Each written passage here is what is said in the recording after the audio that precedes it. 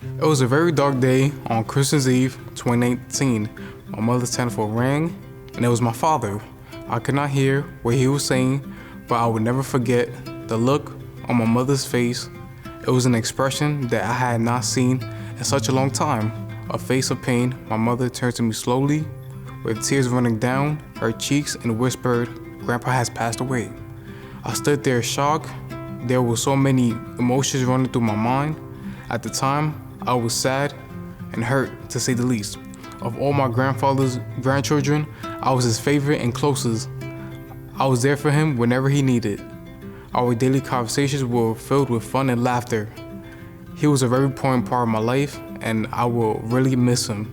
About a week later, my family held his funeral, and it was one of the hardest times of my life, especially seeing my grandmother in so much pain. As the months went by, my grandma began to suffer physically.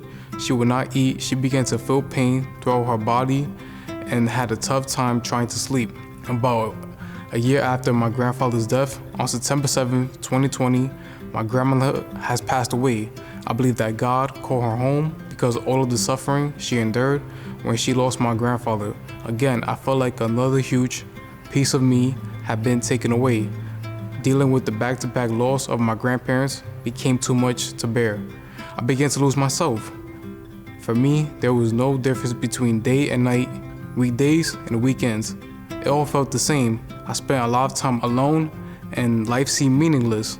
When I returned the Joel E. Smilow Boys and Girls Club again, that is when I started to see hope. I joined the Passport to Manhood program to fill up some of my time, and boy, was I in for the pleasant surprise. Passport supported me in developing coping strategies, positive relationships, strengthened my academics, and created a safe space. One of the things that stood out for me was my one-on-one time with the coordinator, Michael Watson. Some days I laugh and some days I cry. On other days, I did not talk at all, but Mr. Michael and the Clubhouse staff never left my side. This level of support was what I needed and what I am so thankful for. It has only been 6 months since my grandmother passed away, and I sometimes feel very sad. I faced many ups and downs in the last 2 years, but I learned how important it is to be grateful even for the challenging times. Those challenges, with the help of the Clubhouse, have taught me a lot, especially on how to cope with personal pain and loss. The Clubhouse has made me stronger, more responsible, and more confident in myself.